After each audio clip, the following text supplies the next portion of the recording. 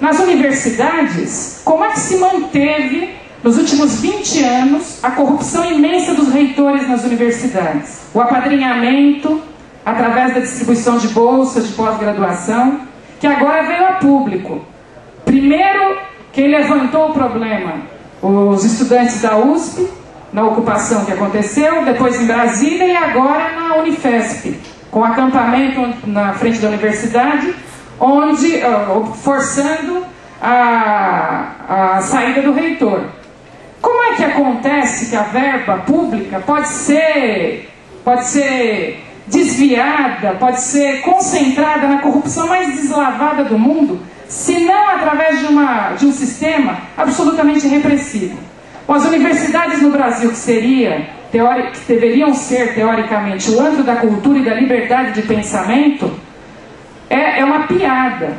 Todo mundo sabe que, em boa parte das universidades, o grande estimulador para a vinda para as aulas é a lista de presença.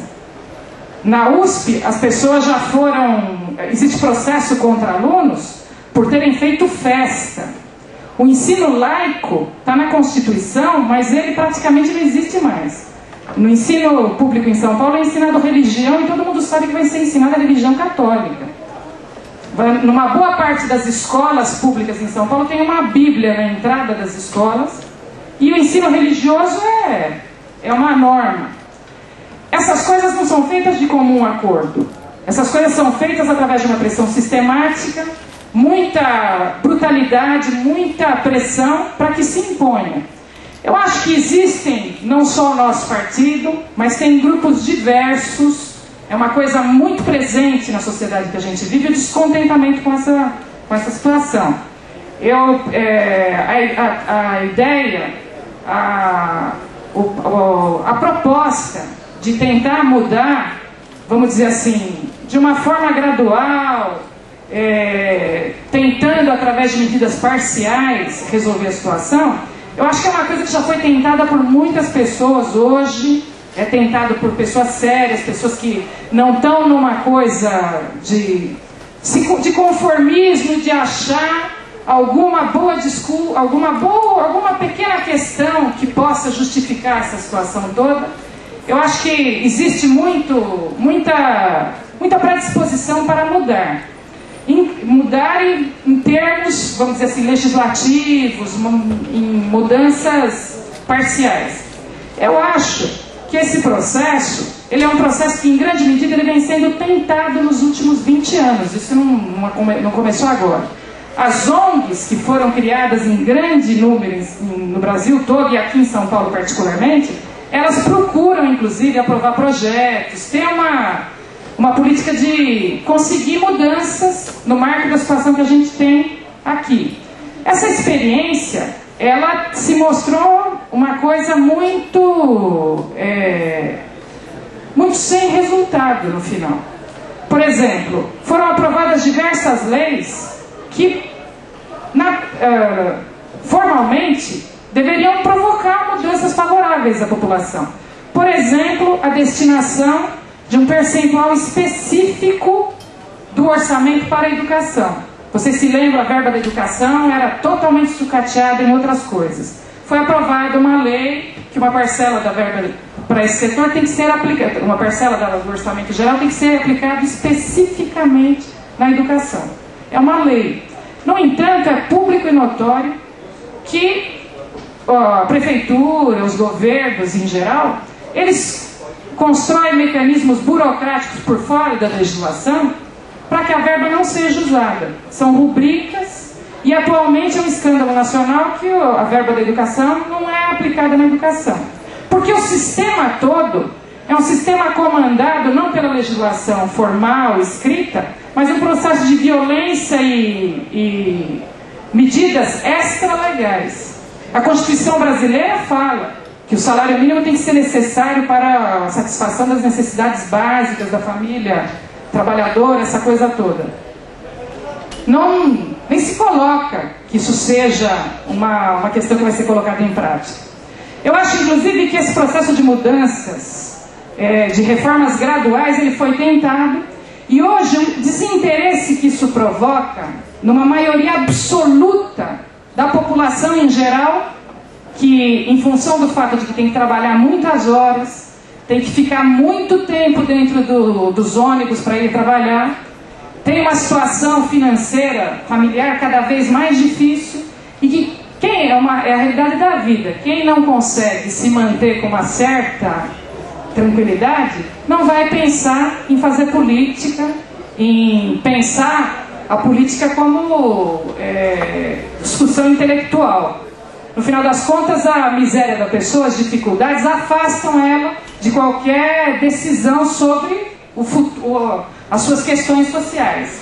Então, numa situação onde a população tem uma situação cada vez mais difícil e não consegue dedicar um tempo para esses problemas, e os setores mais intelectualizados, as camadas médias da sociedade, têm uma descrença absoluta nessas mudanças parciais, porque a maior parte das pessoas fez uma experiência com isso. Muita gente tinha muita ilusão que a Constituição de 88 poderia trazer uma série de mudanças e efetivamente fazer um processo de mudanças, se não integral, pelo menos abrir esse processo. Hoje, muitos anos depois, o balanço é um balanço muito negativo. Inclusive o desinteresse a muita gente que tem uma predisposição humanista, uma predisposição de esquerda, intelectual, uma predisposição progressista, mas as pessoas consideram que, no fundamental, essas mudanças parciais pela via legislativa, elas acabam num beco sem saída, elas são uma folha de papel que, apesar da boa intenção, se transforma mais em, vamos dizer assim, uma complementação do esquema eleitoral de algum dos grandes partidos do que uma realidade de mudanças mesmo. Então eu acho que esse processo ele é uma coisa que independe da nossa vontade. Ele está aí, as pessoas fizeram uma experiência com isso, há um descrédito muito grande, e os responsáveis por essas eleições e o funcionamento das instituições nessa base, ou seja, totalmente dominado, controlado, impermeável à aspiração do conjunto da sociedade, da maioria da sociedade, eles estão forçando uma saída por fora do próprio processo. Eles estão forçando, não é uma opção minha nem de ninguém, faz parte da realidade da situação. Se houvesse a possibilidade de colocar em prática, estaria sendo colocado. Não haveria o descrédito e o conceito crítico que todo mundo tem, a descrença em relação a isso. Então, eu acho que, mais do que a minha vontade, a vontade de qualquer pessoa, eu acho que a gente tem que trabalhar com base no que efetivamente acontece. Se os grandes partidos, os grupos que comandam a política nacional, eles fossem sensíveis, eles estivessem sensíveis à mudança, se eles tivessem à disposição de algum tipo de alteração, de compromisso, eu tenho certeza que haveria grupos, inclusive, muito maiores, muito mais importantes que o PCO, que conseguiriam colocar isso em prática. O fato é que o regime político fechou todos os espaços, pelo contrário, está centralizando na mão de grupos cada vez mais direitistas, conservadores, a tomada integral das decisões, e essa situação vai forçar obrigatoriamente outro tipo de saída.